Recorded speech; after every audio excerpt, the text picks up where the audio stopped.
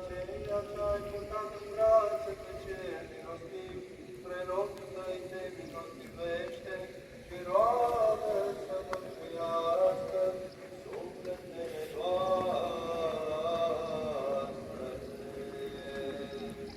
Acum slăbăzește pe Românul tău și pe cuvântul tău în pace, că văzură ochii mei mântuirea ta pe care ridică înaintea mea și pentru rog popoarelor, lumină spre descoperirea neamurilor și slavă frumosului tău Israel.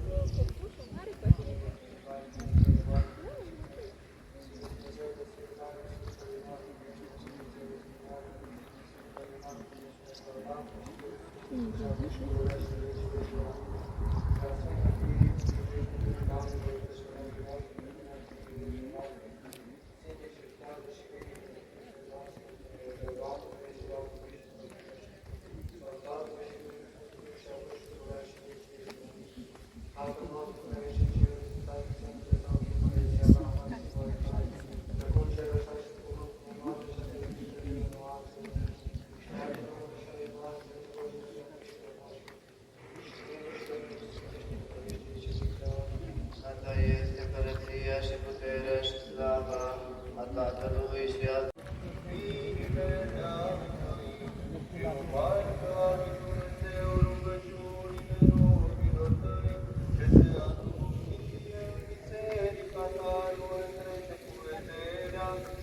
aceea ce-ai purtat în brațe pe cel milostiv, spre rogul tăi te milostivește și roagă să mântuiască sufletele voastre. acum slăbăzește pe Românul tău și pe cuvântul tău în pace, că văzură ochii mei mântuirea ta pe care ridică înaintea mea și pentru rog popoarelor, lumină spre descoperirea neamurilor și slavă frumosului tău Israel.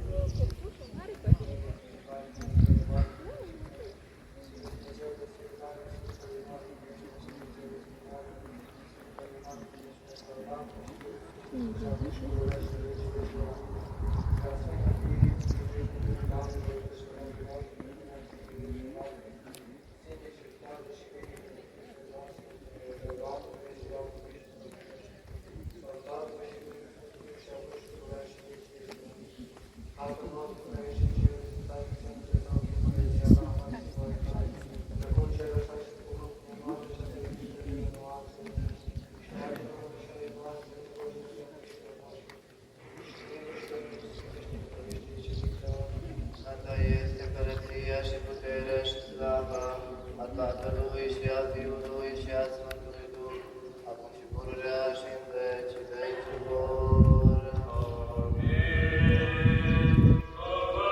Cuvântul dumnezeiesc pe pământul românesc a răstit, iar biserica străbună cu Sfința Polovii. Prețuiți lucrători s-o arătat,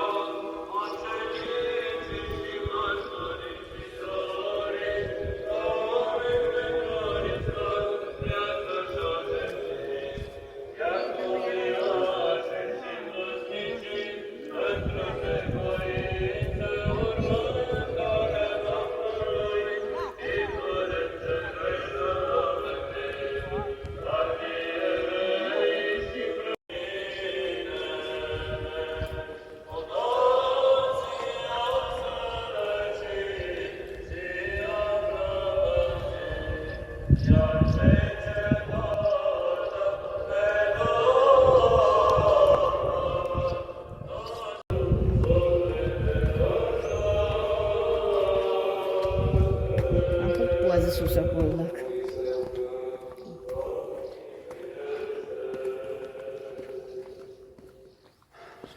Doamne Iisuse Hristos, Dumnezeu nostru, care ai binecuvântat cele 5 pâini pustie și însurat cu ele 5.000 de bărbați, însuți binecuvântează și pâinile acestea, gârâul, vinul și unde lemnul, și le mulțește în sfânt lăcașul acesta, în mănăstirea aceasta, în țara aceasta și în toată lumea ta, iar pe credincioși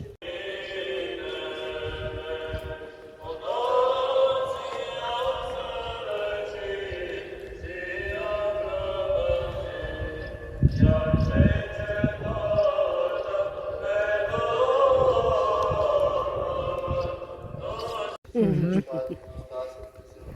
Mama, hai de Ție împărat slavă, aici. Dumnezeu, împreună și Părintele Tău și cu fără de început, și prea Sfântului și Bunului și de viață.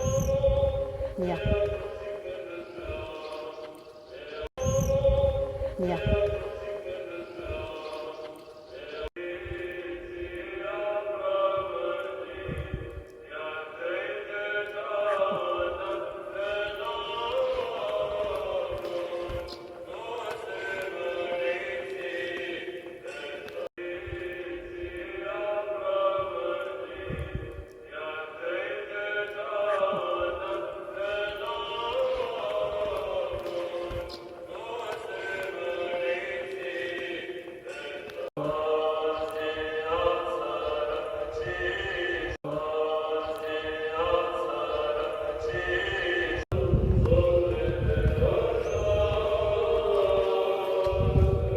Acum poate sus acolo dacă.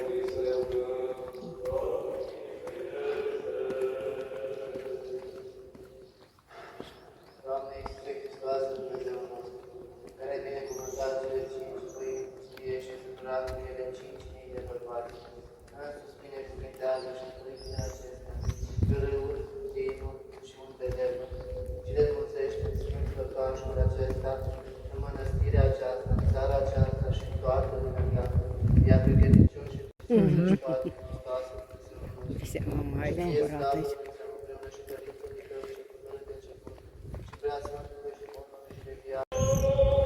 Ia.